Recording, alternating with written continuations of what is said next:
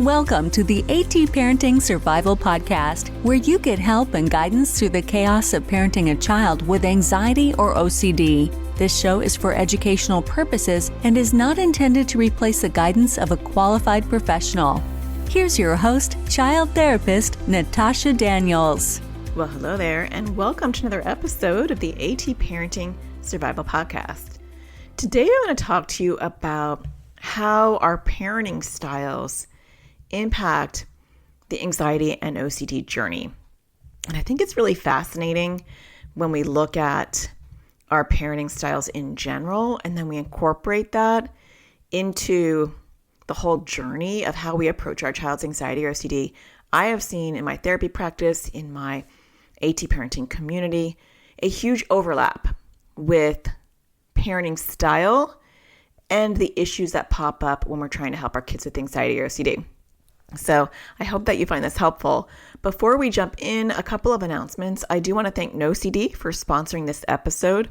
NoCD offers affordable, effective, convenient therapy, and they're available in the U.S. and outside of the U.S. You can schedule a free 15-minute consultation to see if NoCD is the right fit for you and your child. Just go to treatmyocd.com. That is treatmyocd.com. I'll also leave a link in the show notes. My OCD workbook is now out and available wherever you buy your books online, Amazon, Barnes & Noble, Target, Walmart, wherever. And you can help your child supercharge their tools on how to crush OCD. This is a book for 8 to 12-year-olds, but it can go a little bit younger. It can go a little bit older. It's called Crushing OCD Workbook for Kids. And I systematically go through literally what I would do with a child in my office, but I make it really fun and simplistic so that a therapist, a parent, or even a child, a little older child, can pick it up themselves and walk them through those steps. And you can find that wherever books are sold or at natashadaniels.com/OCD book. And that will take you to Amazon. All right, let's jump into this topic for today. I was just thinking about this as something that I observed. And I thought, this would make a great podcast episode because I do find it really fascinating that there is this lens in how we parent our kids and how that impacts how we parent them through their anxiety or OCD. So let's dive into that. So I want to talk about 3 different types of parenting styles. And let me just have a huge little caveat before I go into this, that this is overly simplistic because our parenting approaches are very nuanced and they don't easily fit into little boxes. And you may find yourself saying, well, I'm not totally that, but I'm not totally this. I totally recognize that. But for the sake of simplicity for this episode, I'm going to just speak about it in a very boxy sort of way, that we have these 3 different types of parenting styles. Most of us are going to be a little messy in between, but you'll get the overarching idea of what I'm talking about today.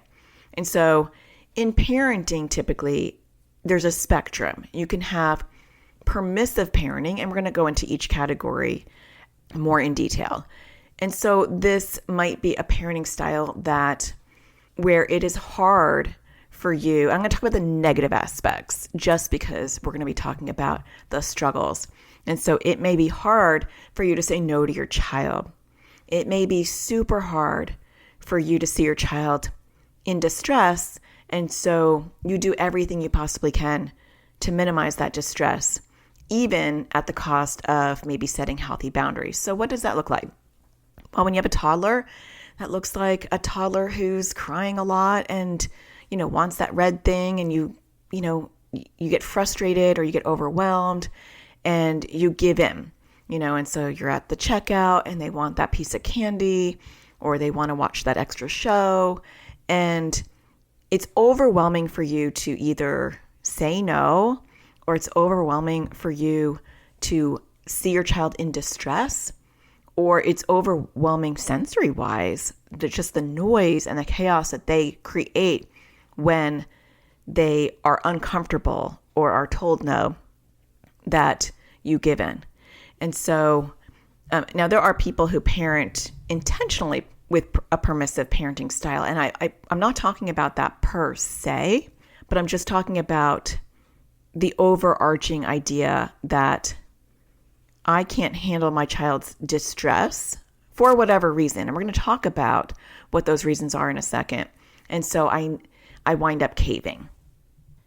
Now, on the flip side of that, we have kind of the really super strict parent who has a lot of like micro control and micromanaging their child and very discipline oriented and a lot of rules and a lot of things the child has to follow and a lot of the parent dictating and controlling what the child does and how they do it.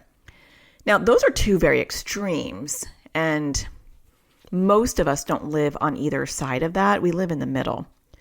And some of us, favor one type of parenting style, but we might flip once in a while. But there are people that have a combo style. And this is they go one extreme, super permissive, all the way to the other extreme, super strict. And I have seen that parenting style too. And I'm putting that in a separate category because that is a uniquely disruptive parenting style that none of us are intentionally doing, by the way. In that we might swing too far to one of those sides. It makes us really uncomfortable. We swing way over to the other side. Or conversely, we have one parent who's way over on the permissive side. The other parent feels like, that's not how I want to parent. And so they overcompensate and swing way over on the other side and they're super strict. And that's very common that we see parents trying to balance out the other partner's parenting style by going in the opposite direction. I kind of call that seesaw parenting, where the other parent's trying to balance. And so you might be a parent where you think your partner is too strict, and so you become overly permissive because you feel like, gosh, they get so much from their dad that I'm going to swing in the opposite direction. Are any of these starting to feel like, that's actually me? And you may not. You may be in the middle. You might feel like, I don't feel like I'm too over permissive and I don't feel like I'm too strict. I'm in the middle. And that is the sweet spot that ideally we want to be in. I don't think most of us as parents ever feel like we're optimally finding ourselves there all of the time. I do feel like we tend to favor one side or the other a little bit more, even though in a perfect world, we have a balance of setting healthy boundaries and respecting autonomy while also being empathetic and compassionate and meeting our child where they're at. That's the most beautiful thing that we want to be, right? That we can really see our kids as individuals. Our parenting style might adapt for each one of our kids. Some of our kids might need, a firmer boundary. They want to go right up to that wall and figure out where does that boundary start. And they're pushing the limits on purpose to feel safe, to feel like, where's that boundary? And other kids maybe are so boxed in by their own boundaries and their own need for strictness and rules that they're so hard on themselves that we might find ourselves adapting and being more permissive to give them that wiggle room to find their autonomy and find their own inner pacing of who they are and what they can and cannot do. And we have to adapt that all of the time. I'm finding that one, I have to have a different type of parenting style with each one of my kids, and that's exhausting and confusing. And then as they develop and mature, I'm having to adapt and readapt my parenting style to meet where they're at and what lessons I'm trying to teach them. And it is messy. It's messy, and I don't think I think most of us don't feel like we're knocking it out of the park, myself included. And so this episode isn't to make us feel bad about whatever parenting style we're having. But I think the more introspective we become and the more aware we are of our own parenting style and the origin of it and where it's coming from and where we want to be, like what is our ultimate goal? What do we align with? And how does that fit in to how we're going to help our kids with anxiety or OCD? That's the goal. I think intention, like parenting with intention, is such a beautiful thing. And I don't think it happens often. I feel like most of us are reactive, very uncommon for us to pause a lot of times and say, whoa, where did that come from? Where did that reaction of myself come from? Or why am I parenting in this way? Because I think we're all just trying to survive and we don't have time for that. But maybe for this little episode, we can have time to ponder, Where is that coming from?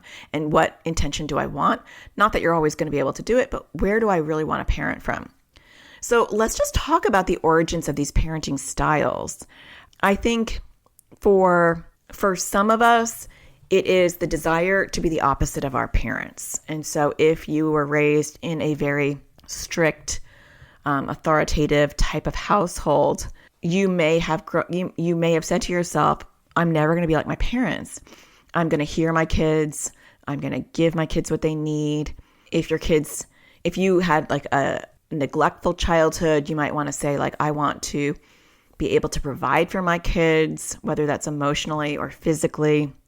And so the opposite happens. Now, we might have also had too permissive a parent where they let us run amok and they didn't give us any structure. And we think, if my parents had been stricter with me or had clearer boundaries, I wouldn't have had all the hardship that I had. Whatever. It's different for each one of us. And so you might swing to the other side. So the general gist of what I'm saying is some of us are parenting in the effort to be the opposite of what we experienced. Think about that. Is that what you're doing? Are you parenting in a way that is to not be like your parents? Now, the next one is you're actually parenting like your parents because it was modeled for you. And so it's all you know, or you liked it. You think, my gosh, my parents were such amazing parents, and I want to provide the same kind of parenting to my kids. That's ideal. If you had fantastic parents, you turned out great, and then you're just modeling their parenting style, that they were compassionate, but had boundaries, and you felt heard, but you also felt, that there was like appropriate structure in your house, like a nice balance. And so maybe that was modeled for you and you're trying to model that for your kids. That's optimal. Very rarely happens, but that's an optimal, wonderful experience if that's your life. The other thing that can happen is that we're modeling dysfunction. It's all we know. It's what happened to us. We don't know any other way. And we think it was okay. And so we are either overly permissive because we walked all over our parents, or we're overly strict because our parents were very overly strict. And the last one is kind of a tug of war of not wanting to be like our parent or our childhood, not wanting to emulate that, but it happens automatically. And this might happen with that kind of like yo-yo parenting that I was talking about, where you're a combo, where you go way over permissive and then you swing way over to strict, and you're having some, I don't think it has to be that extreme for some of us to be like, oh my gosh, my mom just came out of my mouth. Have you ever had that experience where you're like, I just like became my mother, or I just became my father? And then we can beat ourselves up about that. And we're like, ugh, that felt gross. I didn't want to be like my parent. And I heard myself saying exactly what my parent would say to me. I think a lot of us experience that. And so then you kind of sometimes swing, you autocorrect. You might over autocorrect, or you appropriately autocorrect. But there is this, this combo thing that's going on that, depending on how often that happens and how far we're swinging, can be a little bit disorienting for our kids.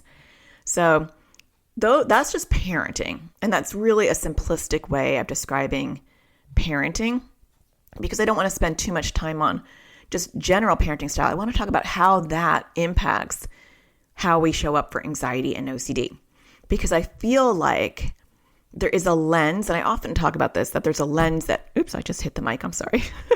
There's a lens in which we are looking at our child's behaviors.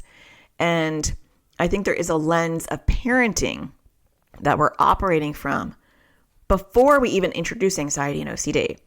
And that I do feel like makes a bit of a difference in who is successful and who is not successful in creating a healthy therapeutic home environment for the child with anxiety or OCD. So after the break, I'm going to dive into how this interacts with anxiety and OCD and how we can work on it to make it more effective.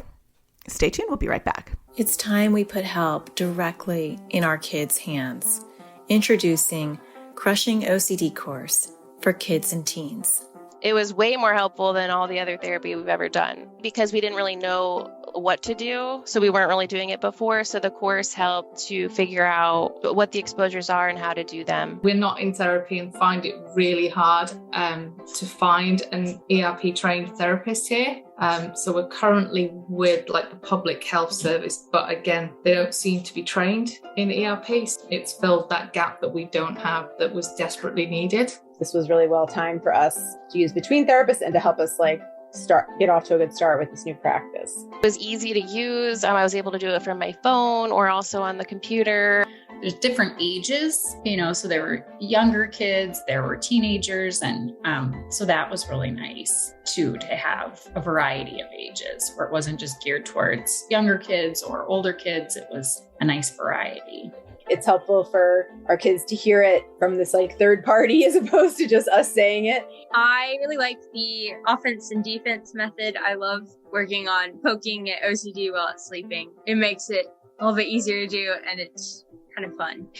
I'm planning on using it to work on my fear of holding or touching batteries and stuff like that. So it was really helpful, and I think a lot of other kids would like it. I thought that I was the only one who had worrying about the weather and stuff. And then there was somebody else on there who worried about the same thing, which was really helpful. Seems less scary to work on stuff now that I've watched this class, and I'm more interested to work on it. I like trying to do more exposures still, and before I wasn't, I just didn't want to do them. I've worked on some of my bigger compulsions and been successful. I realized that it was helpful to do the exposures. Before it was really, really hard. It's still hard, but it's helpful to know that I need to do them. Before there would be a lot of battles about it. So it is definitely less loggerheads. Really, really good course and super helpful. Definitely would recommend this. It's really easy to follow. It's nice bite-sized videos. I really like the worksheets that go along with it, and I think it's really helpful.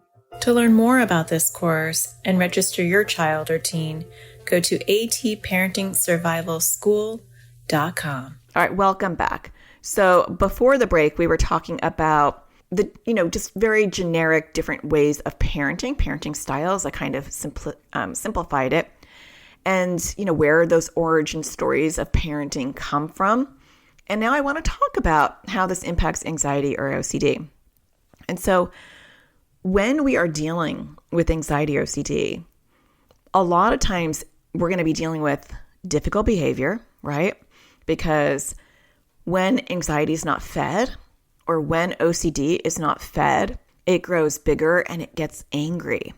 And a big part of learning our role in pulling back our entanglement with anxiety or OCD is, learning what part we're contributing. If I am, wiping everything down for my child's compulsions, or I am answering their reassurance questions ad nauseum in a compulsive way, like, yes, my hands are clean. Yes, you can eat that. Yes, the door is washed. Yes, the doors are locked. Whatever the theme is for your child, if I'm part of that loop all of the time, I'm growing OCD. And so the first step in anxiety and OCD treatment, or one of the first things on the parenting side of it, is that we learn our role in it. And that's one of the first things I teach parents in the AT parenting community is we are one piece of the puzzle, but we want to do that piece really well. And the first step is understanding anxiety and OCD fully, understanding the many different disguises it wears and the different ways it can show up. And then the second part is, what is my involvement in this? And that's separate from my child's motivation to work on it. There's something I can work on, which is, how do I dance with anxiety or OCD? Do I grow it with my child? Do I partner with anxiety and OCD and grow it for my child? Do I feel like my house is hijacked and I have to do everything that anxiety or OCD tells me to do? And learning how to systematically pull back those accommodations that are actually growing anxiety and OCD that you're a part of is one of the first steps in our journey as parents raising kids with anxiety or OCD, which it sounds very simple and easy, maybe, but it gets messy very quickly depending on what parenting lens you're wearing. So let's talk about those. If I am coming from a permissive parenting style where I am really uncomfortable with my child's distress. And let's just talk about some examples. Let's say that, and I'm going to give you just some really random examples. Let's say I didn't feel 100% heard or listened to as a child. And so I wanted my child to feel 100% heard. And I want my child to be really happy. And I want my child to really love me. And I have this idealistic view of my child is going to be happy. They're going to be heard. They're going to love me as a parent. And maybe that's coming from a lack in my own childhood. I didn't feel heard. I didn't feel loved. I didn't feel seen. And so I want my child to love me, right? And that's just one of a zillion examples of how maybe our childhood could impact our parenting. So when my child is crying and they're unhappy, that creates a huge level of distress in my own body, because to me, it's rejection. First of all, my child's not happy. My child's not having the happy childhood that I have envisioned, that I want it to be different than mine, or maybe similar to mine. It depends. If my child is saying hurtful things when I am not engaging in the anxiety or OCD, and they're saying, you're not helping me, you're a horrible parent, the things that our kids will say when we start to detangle ourselves from anxiety and OCD's clutches, that is going to hit a core. Because if you have felt unloved, or if you are measuring your success as a parent based on your child's love for you, this is going to feel like a complete failure. And I'm not saying that it's not hard for parents who don't have those issues, but it is immobilizing, paralyzing for the parent who, one, has this idyllic idea that their child's never going to be under distress and they want to protect them in a bubble, and two, feels like their child has to always like them. It's hard to parent when you want your child to always be your cheerleader and you want your child to always tell you how wonderful you are, because sometimes when we're doing it right, they're not happy with that. And that's especially true with anxiety or OCD. And so if you don't have a stomach for that, and a lot of us in general, it doesn't feel great, right? It doesn't feel good when your child says, you're not helping, you're a horrible parent, whatever our kids will say in the moment when we are setting a boundary to not grow their anxiety or OCD. But when this is a huge wound for you, it can make you want to give in. It can make you question the effectiveness of this. It can make you question the modality and the therapy of this. It can make you question if this is actually going to help, because your child is hating you right now and you're gauging everything on your child likes you or doesn't like you. Is that true for you? Does this ring true? And it may not for you because you might be on a different end of the spectrum, but that's just one example. Now, another example that I can think of from my own family and looking at my siblings and their parenting style, and I psychoanalyze everything. We came from a family of neglect. And so a lot of emotional and physical neglect. We just weren't really part of our parents' plan. We were like a side note. We were in the way. They would forget to pick us up from school. They would forget to pick us up at different things. I don't remember being told to shower or taught any hygiene. I don't remember ever being tucked in to go to sleep at any age. Sometimes we wouldn't be fed. We'd have to kind of find food for ourselves. So a lot of neglect. And I know for some of my siblings, it seems like, they might swing a little bit to the other extreme where it's really hard for them to not give their kids everything because we didn't have a lot. And so for some reason that doesn't impact me, but it may be because I'm a child therapist and I am I spend a lot of time looking at myself. I don't know, but I do see that in my family where some of us who have kids feel like we have to give them everything. Look at your childhood. And I know, we can psychoanalyze anything to death, but I do feel like our childhood really does dictate a lot of how we parent. It doesn't mean that if you had a dysfunctional childhood that you're just ruined and you're going to ruin your kids. I feel like I had a severely dysfunctional childhood, and I feel like I'm pretty moderate. And a lot of it has to do with the fact that I'm very intentional. Sometimes my mom or dad comes out of my mouth. And, my dad was bipolar. My mom was a little borderline. And so it's not a beautiful thing when I say my parents came out of my mouth, because they both were rather abusive a lot of the time. But then I swing back to the middle. right? So I'm like, whoa, what was that? I recognize it. I recognize what the trigger was, and I kind of try to autocorrect, but not over autocorrect. So that's how this can help. It's not to say, okay, I'm doomed because I had a horrible childhood. Well, welcome to the club. So did I. But can I intentionally try to do better? It doesn't mean that I'm not going to swing too far to the left or the right or make mistakes, but can I show up and have a conscious awareness as I'm parenting? And that I do believe we can. Okay, so the permissive parent is going to have a harder time typically pulling back and detangling themselves from anxiety and OCD. So they're going to have a harder time pulling back and staying firm when they're saying no to the anxiety or no to the OCD or their involvement in it. Now, the other type of parenting, the one that's a little too strict, they might over-punish what is actually anxiety or OCD. They might be more punitive. They may think they can discipline the anxiety or OCD out of the child. They may even actually be too overzealous in using the tools for anxiety or OCD and going at a pace that is not matching the child's. It's more of the parent's pace. And so it doesn't have to be that they're over punishing. Sometimes we see that with one partner who doesn't get it, that they're over punishing. They're getting angry. They're setting firmer boundaries. They feel like they have to discipline the anxiety or OCD out of the child. But there's also a softer version of this type of parenting where it's just an aggressive type of parenting style where they're micromanaging everything, and they might be micromanaging therapy and wanting to do everything and force their child to do things, and the child's not ready yet. And so then they get frustrated and angry because they found the steps to reduce anxiety and OCD and the child's not doing step 1 or step 2. And it's like they get angry about that. And they might become kind of pushy or forceful in that, which actually shuts the child down more. And so that parenting style, and I'm talking about these extremes, right? Most of us aren't going to be these caricature extremes, or we're not going to find ourselves in these caricature extremes. We might find our partners there. I think very rarely do we have enough insight to recognize these extremes in ourselves. So I would be surprised if any of you are listening thinking, oh, I'm that extreme. Unless you're super extreme and you're like, yeah, actually, I am that.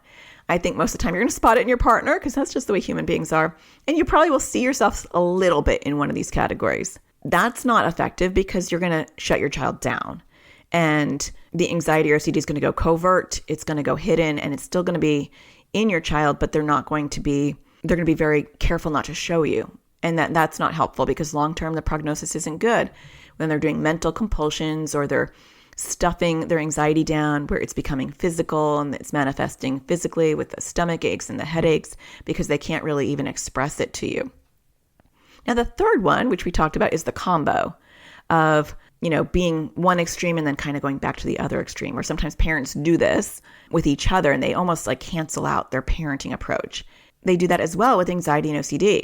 You might have one parent that's over accommodating the anxiety and OCD, and they're participating in the compulsions, or they're helping the anxious child avoid without any skills.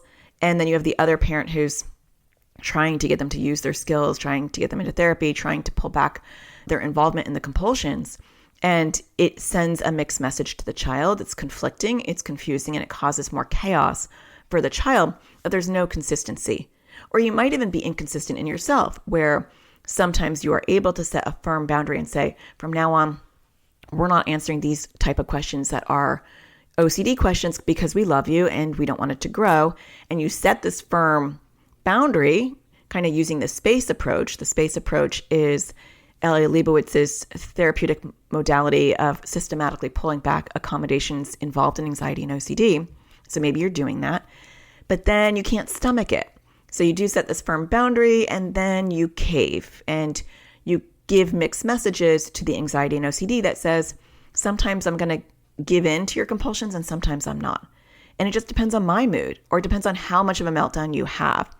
And similar to having a toddler who has a meltdown and you wait 2 hours, you wait out the meltdown for 2 hours and then you give in at the, 2-hour mark, you've just reinforced 2 hours of tantrums, right? It's very, very similar that you reinforce the anxiety or OCD because after the OCD or anxiety has a meltdown, you give in and you communicate to anxiety or OCD inadvertently that if you have a big enough meltdown, I will back down. Or if you have a big enough threat, I will back down. And that becomes a very slippery slope because it encourages more difficult behavior subconsciously. I don't think it's like a very intentional thing per se, not most of the time. Sometimes it is. That's the clear message that the anxiety and OCD get. Like the more I make this difficult for my parent, the more they're going to back down. Now, sometimes I think as parents, we might be permissive or strict because of our own triggers, our own sensory overload, our own neurodivergency, whatever is going on with us. But there are origins to why this is happening, and you want to tap into that and think about that. Like, what is that for me? Okay, so, and this is a super simplistic episode, so please, you don't have to email me and be like, Natasha, you just made that very simplistic, and we're all more complicated than that. I know, but I'm trying for simplicity's sake, make this as clear cut. We're all in the gray. But how do we deal with this? If we know that, like, yup, you know what, I'm a little over permissive, or yup, I can be over strict, or I could be overzealous, or I could micromanage my child. What do I do with that? Well, luckily, we aren't stagnant in our parenting, just like our kids aren't stagnant in their anxiety or OCD. Every day is a new day. Every day is another day to practice. Every day is a day for us to evolve. I mean, my thought is I'm going to evolve as a human being until I die. I'm always growing. I'm always learning. Everything always brings back data. It always teaches me something. And some days are bad and some days are good. But it's always this daily practice of I get to show up today in the best way that I can. Oops, messed that day up. That's okay. Tomorrow's a fresh day. I get to show up in the best way that I can. I kind of felt pretty good about that day. Next day. Same thing with our kids. That's what I try to tell my kids. You're an ever evolving human being. And our mistakes are learning lessons for us to evolve and grow, not for us to beat ourselves up about, right? So with our parenting styles, we are ever evolving. We haven't done this before. And so being introspective and looking at what's driving my parenting style, what kind of parenting style do I have? How does my parenting style relate to my childhood and how I was raised? In what way do I want to parent? In what way am I not parenting in that way? And what are some first steps to get to that point? How do I want to show up for the anxiety or OCD? And so the first step is maybe reframing some old stories. What stories are you telling yourself? Are you telling yourself, my child needs to love me 100% of the time, overtly, with words and actions, for me to feel like I'm doing a good job? Well, is that a really good story to tell yourself? Is that realistic? Is that healthy? Are kids going to always pat us on the back and say, Mom and Dad, you're doing such a great job? No, they're not. And that's okay. So how do I reframe that story? How do I measure what parenting success looks like? How do I measure what that looks like with anxiety or OCD? Does it mean that my child, in the moment that I'm pulling back an accommodation for OCD, says, thank you, Mom and Dad, you're really helping. This is a really great idea that you're not giving into my OCD. Well, you're not going to get that probably for a long time, if ever, maybe. Some kids will have that insight sooner than later, and a lot of kids won't. But if that's your gauge on success, you're going to feel pretty horrible. And so do you need to look at the research and say, what's the research on systematically pulling back my involvement in anxiety or OCD? Then pull up the research. Or do you need to say, I need to learn how to sit with the discomfort of my child sitting with discomfort. And I have to come up with a plan on how to regulate myself when they are dysregulated. Or maybe I need to see a therapist and deal with my own childhood wounds because this is very triggering for me. And maybe I'm recognizing that I need everybody in my life to be happy with me and that I'm a people pleaser. And if anyone is mad at me, I can't handle it. And that's a component that I need to work on. And that would be something helpful to work on. So reframing old stories. Maybe on the flip side, you say, if I'm not strict enough, I'll lose control. And I don't want to lose control. And I'm operating from fear. And if I'm not really strict right now, then my child's going to be, unable to function as an adult because the world is not warm and fuzzy. And so I need to show them that.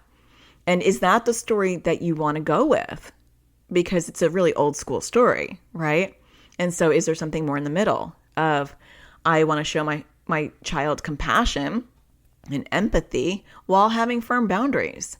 And so I can be loving and say, I love you, but your OCD wants me to do 5, loads of laundry a day. And if I do all those loads of laundry, I'm growing your OCD, and that's not helpful. And so from now on, I will do 1 load of laundry per day. And then as you progress, you might say, I will do 1 load of laundry every other day. And as you progress, you might say, I'll do 1 load of laundry per week. And as you progress even further, you're going to do your own load of laundry because I love you. So it's not, this is the real world and you better wake up and you have to do your own laundry, and you're creating like a zillion loads of laundry and you're going to be punished every time you make me do a load of laundry, right? We can still have firm boundaries and do it in a compassionate, loving way. And so sometimes when we have that stricter style, we don't know how to sprinkle in the compassion. We think it's one or the other. I'm either super permissive like my parents were and I don't want to be like that, or I'm super strict, or vice versa. I'm either permissive or I'm really strict like my parents and I don't want to be that way. So look at those old stories and ask yourself, can you tell yourself a new story, a more updated story? And you might need to get the support of a local therapist for that, or you might just be able to do your own work.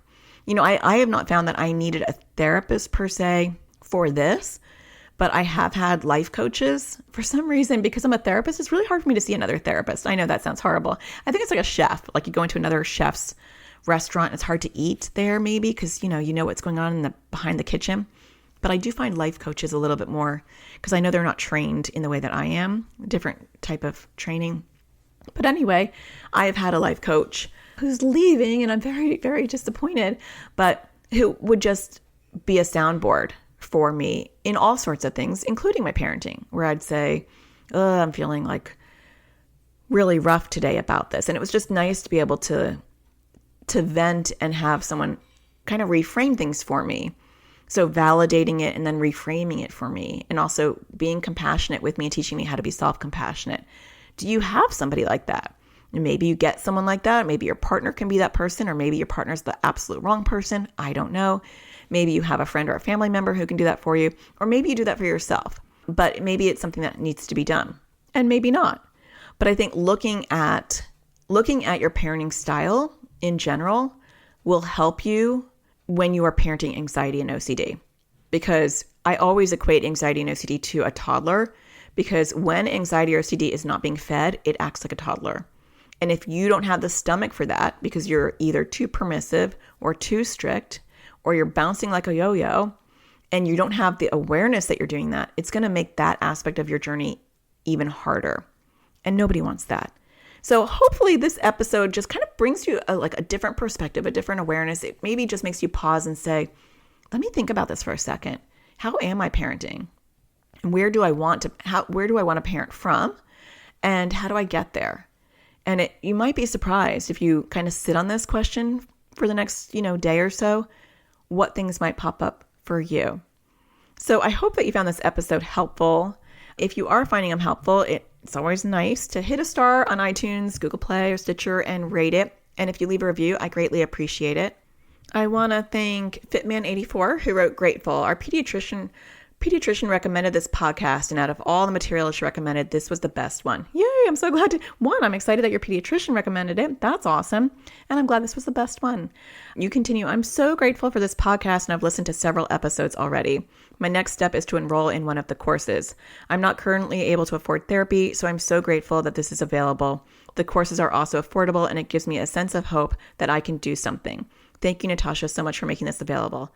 And you live in Canada, and I know in Canada, in the UK, and some of us in the United States just don't have access to that kind of therapy, whether it's like way too expensive or there just isn't therapists that specialize in anxiety and OCD, especially OCD.